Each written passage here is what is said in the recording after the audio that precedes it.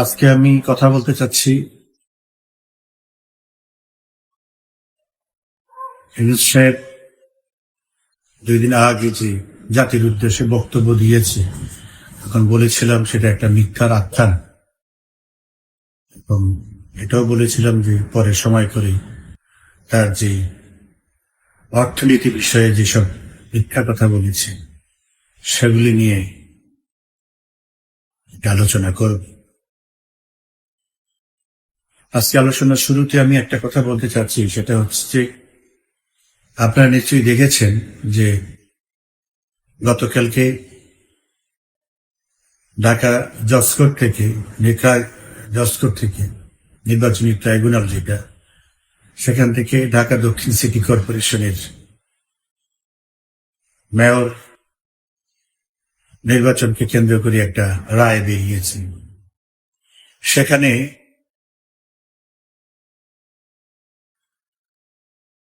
বাদী ইশরাক, বিএনপির প্রার্থী, তাকে বিজয়ী ঘোষণা করেছে। কি অদ্ভুত ব্যাপার! এখন আর অদ্ভুত না, একই রকম ঘটনা চট্টগ্রামেও কিছুদিন আগে বিএনপির নেতা ডাক্তার শাহাদাতকে একই প্রক্রিয়ায় তারা চাইলেও কি চাইছে, বাদী কি কি জন্য নির্বাচন কমিশনের কাছে কি অভিযোগ করেছে? অভিযোগটা ছিল নির্বাচনে কারচুপি হয়েছে এবং পুনর্নির্বাচন দেওয়ার দাবি করা হয়েছে।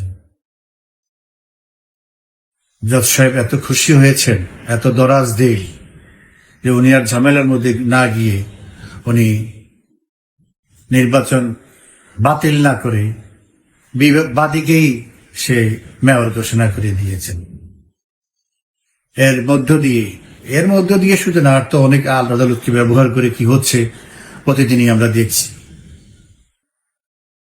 তো আইনের শাসন আর স্বাধীন বিচার ব্যবস্থার এটা হলো সর্বশেষ উদাহরণ।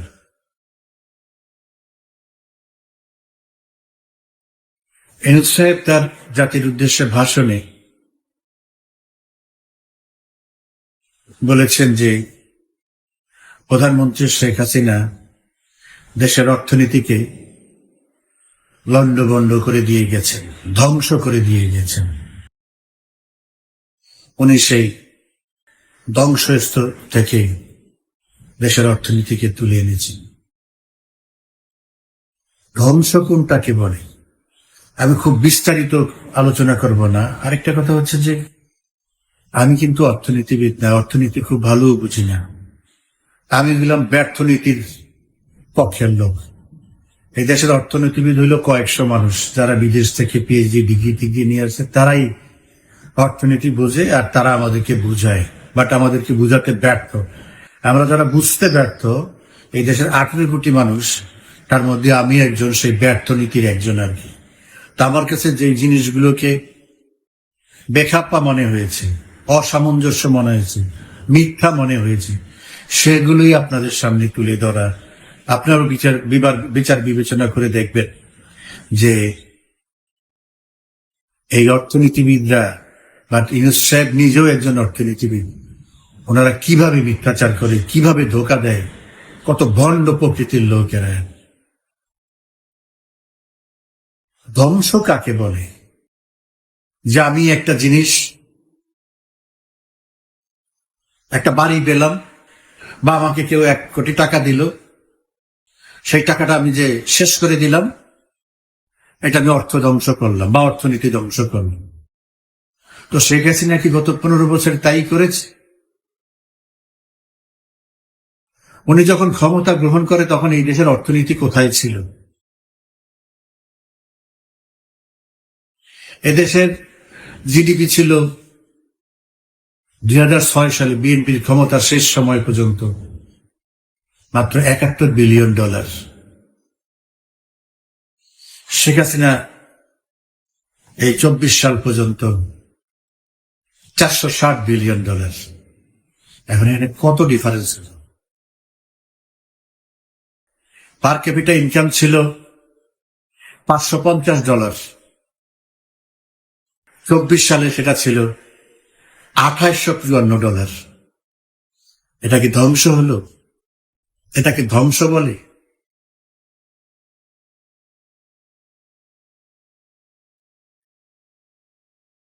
বাজেট ছিল 57,000 কোটি টাকা, আর উন্নয়ন বাজেট ছিল মাত্র 19,000 কোটি টাকা। শেখ হাসিনার সর্বশেষ বাজেট হল 7,97,000 কোটি টাকা। তার উন্নয়ন বাজেট হল 2,70,000 কোটি টাকা, পরে রিভাইজ করে 2,65,000 টাকা করেছে। এটা ধ্বংস?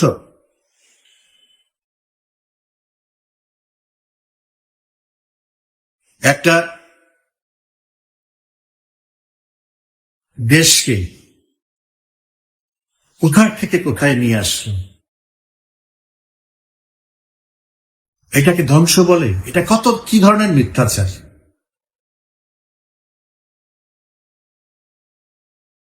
ইউনূস সাহেব যেদিন ক্ষমতা গ্রহণ করে সেদিন 20.62 বিলিয়ন ছিল রিজার্ভ। আজকে রিজার্ভ কত? $20.2 বিলিয়ন। বাকি $50 বিলিয়ন কোথায়? এই $500 মিলিয়ন কোথায়? কেন কমলো? ওনারা তো উন্নতি করেছে। ওনারা তো সব বাইরের পেমেন্ট দেওয়া বন্ধ করে দিচ্ছে, সেগুলিও দিচ্ছে না। বাজার থেকে, মার্কেট থেকে ডলার কিনে না, ডলার কমে যাবে। তো এত কিছুর পরেও রেমিটেন্সও বেড়েছে। সেটা আমি বলবো কেন রেমিটেন্স বেড়েছে। তারপরে রপ্তানি বেড়েছে, সেটাও বলবো কেন রপ্তানি বেড়েছে। তো সবই বেড়েছে, তারপরে কেন রিজার্ভ বাড়লো না, কমলো কেন? এটা কি দেশ ধ্বংস করে দেওয়া?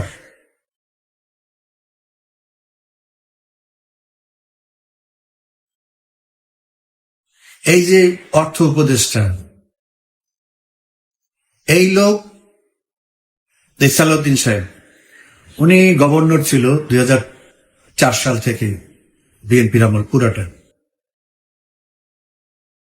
উনি যে গভর্নর ছিল, উনি যেই টাকা হ্যান্ডেল করেছে, কত টাকা হ্যান্ডেল করেছে? 49টা ব্যাংক ছিল তখন। এই 49 ব্যাংকের টোটাল সম্পত্তি ছিল মাত্র 2.5 লাখ কোটি টাকা, আর লিকুইডিটি ছিল 1,80,000 কোটি টাকা। তো ব্যাংক নাকি শেখ হাসিনা ধ্বংস করে দিয়েছে, লুটপাট করে দিয়ে সব শেষ করে দিয়ে গেছে। তো এখন কত? এখন সেই ব্যাংক কয়েকটা বাড়ছে, কয়টা বাড়ছে? 61টা হয়েছে। তো সেই ব্যাংকের এখন সম্পদ কত? কোথায় ছিল 2.5 লাখ কোটি টাকা, এখন 30 লক্ষ কোটি টাকা ব্যাংকের অর্থ এবং সম্পদ। আর ব্যাংকের লিকুইডিটি তখন কখন ছিল? 1,80,000 কোটি টাকা। এখন 20 লক্ষ কোটি টাকা ব্যাংকের লিকুইডিটি, তরল অর্থ, ক্যাশ মানে। এইগুলো ব্যাংক ব্যবস্থা ধ্বংস। আমি আসলে এইসব যখন দেখি না, শুনি না, আমি খুব আবেগ আপ্লুত হয়ে যাই যে মানুষ কতটা মানে এটা নিষ্ঠুরই বলবো, কতটা নিষ্ঠুর হলে একটা মানুষের সাফল্যকে কতটা জঘন্যভাবে তারা উপস্থাপন করে।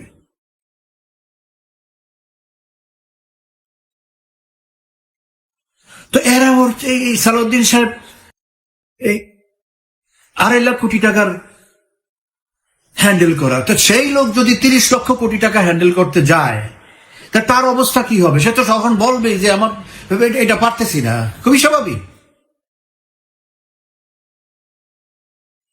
একটা ভ্যান ড্রাইভারকে যদি 16 চাকার গাড়িতে উঠায় দেওয়া হয়, হাউ ক্যান হি ড্রাইভ ইট?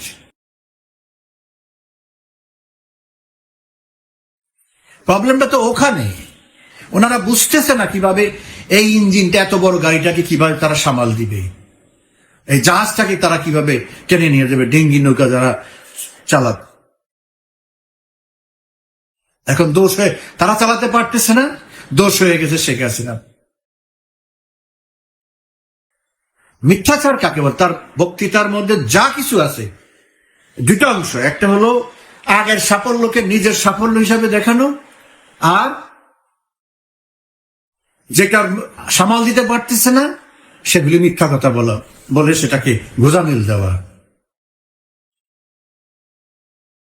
বিদেশিরা টাকা দেয় না, কোনো বিনিয়োগ নাই, তো কিভাবে চলবে? এই ফেব্রুয়ারি মাসে 42,000 কোটি টাকা ব্যাংকের থেকে লোন নিছে সরকার বেতন ভাতা এইসব দেওয়ার জন্য। তো এই মাসে দিবে কোত্থেকে?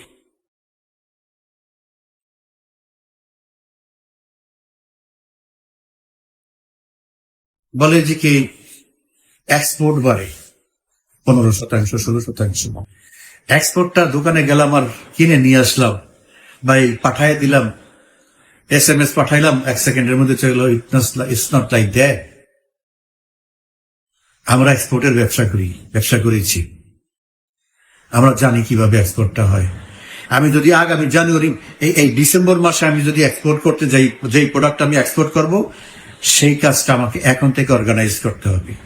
এখন থেকে বায়ারের সাথে আমার নেগোসিয়েট করতে হবে, অর্ডার ফাইনাল করতে হবে, স্যাম্পল সেন্ড করতে হবে, সমস্ত কিছু অ্যাপ্রুভাল হওয়ার পরে LC খুলতে হবে, মাল আসবে, তারপরে যে এটা বানাইতে হবে, তারপরে এক্সপোর্ট হবে। It's a hell lot of time. তো এখন যে এক্সপোর্টের যে উদ্বৃত্ত দেখাচ্ছে 15%, 16%, এটা তো শেখ হাসিনার আমলের অর্ডার নেওয়া। ওনাদের আমল শুরু হবে এখন থেকে, এই ফেব্রুয়ারি মার্চ থেকে। এখন যারা অর্ডার নেবে এই জুন জুলাইতে যে এক্সপোর্ট করবে, আবার ইয়েতে যে মার্চ অক্টোবর নভেম্বরে এক্সপোর্ট করবে। এখানে সামারের এক্সপোর্ট আছে, এখানে উইন্টারের এক্সপোর্ট আছে। এক্সপোর্ট তো মেইনলি আমাদের গার্মেন্টস 85%। সো ওইটা কি আমি নিয়ে কথা বলতেছি। এই হলো এক্সপোর্টের কাহিনী। আমরা যেই অর্ডার নিয়ে রাখলাম জুন জুলাই আগস্ট থেকে, সেই অর্ডার এখন এক্সপোর্ট হচ্ছে, এখনো এক্সপোর্ট হচ্ছে। সো এখানে ওনার কোনো কৃতিত্ব নাই, বরং আরো বেশি হতো। যদি 300-400 ফ্যাক্টরি বন্ধ না থাকতো, তাহলে স্বাভাবিক ওই ফ্যাক্টরিগুলির একটা প্রোডাকশন আছে, সেটাও বেশি হতো, আরো বেশি হতো। তাহলে 20%, 22% হতো। টার্গেটই তো ছিল 20%। রপ্তানির রপ্তানির টার্গেটই তো ধরা ছিল গত বাজেটে 20%-এর মতো। তা সেই রপ্তানি টার্গেটটা অ্যাচিভ হয় নাই। তো এখানে তার কৃতিত্ব নেই, আর কিছু নাই। রেমিটেন্সের কথা বলা হয়, যে রেমিটেন্সে মানে কি বলে রেকর্ড। প্রথম কথা হচ্ছে এটা ঈদের মাস। কেউ যদি প্রতি মাসে 20,000 টাকা পাঠায়, ঈদের মাসে সে 40,000, 50,000 টাকা পাঠাবে, এটাই স্বাভাবিক। তো সেই হিসাবে গত মাসে $250 কোটি আসছে। তো সেই হিসাবে এই মাসে তো $400 কোটি আসার কথা ছিল ঈদের হিসাবে, আসলো না তো, $300 কোটি আসছে। গত জুন মাসে $254 কোটি আসছে আওয়ামী লীগ সরকারের আমলে। তো গত জুন মাস থেকে এই পর্যন্ত আমাদের আমলে এই যারা এখন বিদেশে গেছে, এখন পর্যন্ত যাচ্ছে, এগুলি সব আওয়ামী লীগ আমলে কন্ট্রাক্ট সাইন করা, ওই ভিসা আসা, এগুলি ফর্মালিটিস করা, ওই টেস্ট করা, অনেক ফর্মালিটিস আছে। এগুলি করে যেতে যেতে 5-6 মাস লাগে। তো এগুলি তখনকার প্রসেসে এই যে 6-7 মাসে, 7-8 মাসে যে গেল, ওই লোকগুলি গেল। এই যে প্রায় 5 লক্ষ লোক নতুন গেল ওই 7-8 মাসে, কম গেছে, আরো বেশি যাওয়ার কথা ছিল। তো এই যে গেল, তাদের রেমিটেন্স তো বাড়বে। $254 কোটি থেকে কেন তখন আস্তে আস্তে করে কমলো? কিছু কমছে, এই $25-30 কোটি কমছে। কেন কমছে? এখানে অতি কিছু ওই যে বিভিন্নভাবে আন্দোলনের ডাক দেওয়া হয়েছে, কি বলে এই রেমিটেন্স পাঠাবো না, আর রেমিটেন্স শাটডাউন, অমুক সময় বিভিন্ন আন্দোলনে কিছু রেডিক্যাল সাপোর্টার আছে বিএনপি জামাতের, তারা 2 পয়সা লস হলেও ব্যাংকিং চ্যানেলে পাঠায়া সব পাঠাতো না, তারা সব হুন্ডিতে পাঠাতো ইচ্ছা করে। লস হয় না, লাভ হয়। হুন্ডিতে পাঠাইলে কিছু পয়সা লাভ হয়, 1 টাকা 2 টাকা লাভ হয়, তো তারা ওখানেই পাঠাতো, ব্যাংকিং চ্যানেলে পাঠাতো না।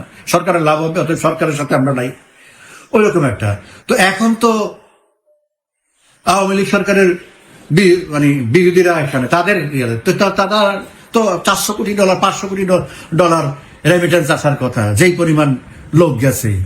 গত 15 বছরে সরকার হিসাবগুলি দেখ, আমি যেই কথাগুলি বলছি, যদি সাহস থাকে, যদি সামান্যতম সততা থাকে, এই হিসাবগুলি দেখ যে 8 তারিখে এসে 8ই আগস্ট এসে তারা কোন অবস্থায় সরকার মানে স্টেটমেন্ট দেখ, সেটা তো প্রকাশ করুক যে কোন কোন খাতে আমরা কি কি ছিলাম। কত লোক গত 15 বছরে 15.5 বছরে বিদেশে গেছে, 1,20,00,000 লোক গত 15.5 বছরে বিদেশে গেছে কর্মসংস্থানের জন্য, ছাত্র বা ওই রকম সেরকম বিভিন্ন ভাবে। এই সাফল্যটা তারা দেখবে না, কোনো বলতেও যাবে না, এগুলি নিয়ে কোনো আলোচনাই থাকবে না। এখন কমে যাচ্ছে, এখন প্রতিদিনই কমছে, আগে যাই যে রেশিটা তো কমতেছে, সেগুলি বলবে না। তো যাই হোক,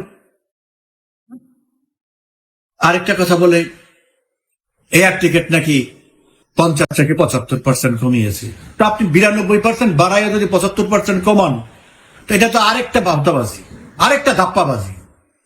যারা বিদেশে গেছে মিডিল ইস্টে, তারাই কেউ কেউ এই অনুষ্ঠান দেখে থাকলে তারাই বলেন যে কেন এই বিমানের টিকিটের দামটা হঠাৎ করে বাড়ানো হলো গত 2-3 মাস 3 মাস 4 মাস আগে। 92% না 95% বাড়ায় এখন 50% 75% কমায়। এইটাকে কত বড় ভাওতাবাজারা, এটা কেউ ক্রেডিট নিতে চায় যে আমি 10 টাকা বাড়ায়া 8 টাকা কমাইলাম। বলো এই টিকিটের রেট 8 তারিখে কত ছিল আগস্টের?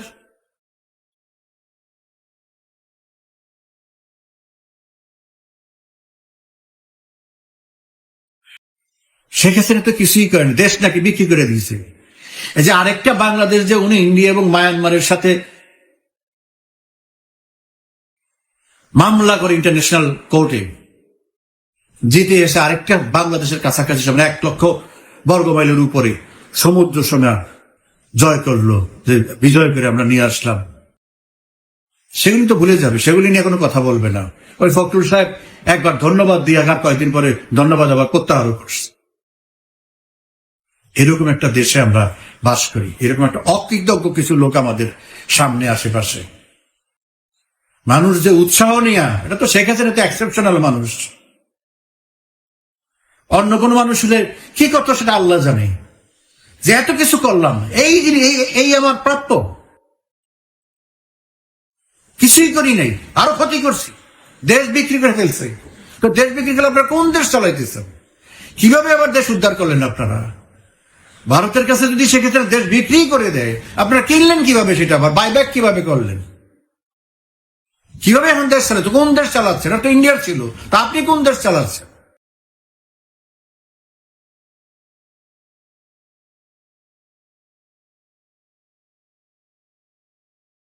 যাই হোক,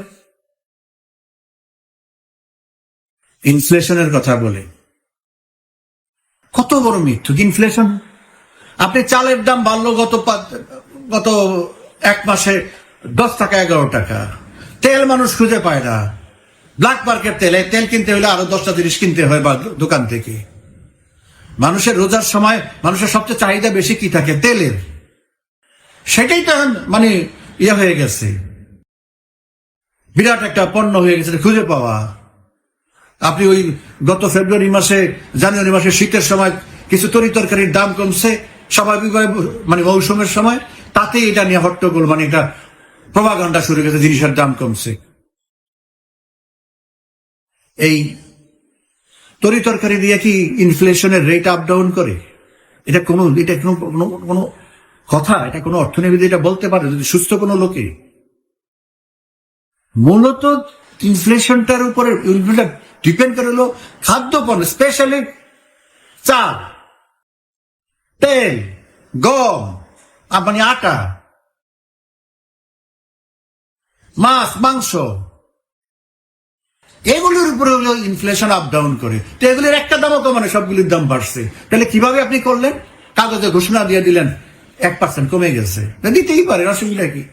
আওয়ামী লীগ আমলে কম ছিল বলছে এগুলি ঠিক না, এটা আরো বেশি ছিল, আর ওনারা কমাইছে এটা ঠিক। এগুলি কথা বলে সারাদিনই বলা যাবে, এটা আমাদের দুর্ভাগ্য, এগুলি নিয়ে আমাদের চলতে হবে। তবে যারা সোশ্যাল মিডিয়ায় বা বিভিন্ন মিডিয়াতে কাজ করে কথা বলে, তারা এগুলি নিয়ে আরো ঘাটাঘাটি করে আরো প্রচারণা করতে হবে, কিছু করার নেই। এগুলো আমাদেরকে, ওরা যত মিথ্যা কথা বলবে আমাদের তত বেশি তত সত্য কথা বলতে হবে। আর প্রতিদিন কি বলতে ভালো লাগে? ওরা যখন, ওদের যদি ভালো লাগে, আমাদের তো টিকে থাকতে হলে বা আমাদেরকে সার্ভাইভ করতে হলে আমাদেরকে তাই করতে হবে। তাই সকলের কাছে অনুরোধ থাকবে যে এই মিথ্যাচারের জবাব সত্য দিয়ে দিতে হবে, কারণ আমাদের মিথ্যা কথা বলার প্রয়োজন নাই তো।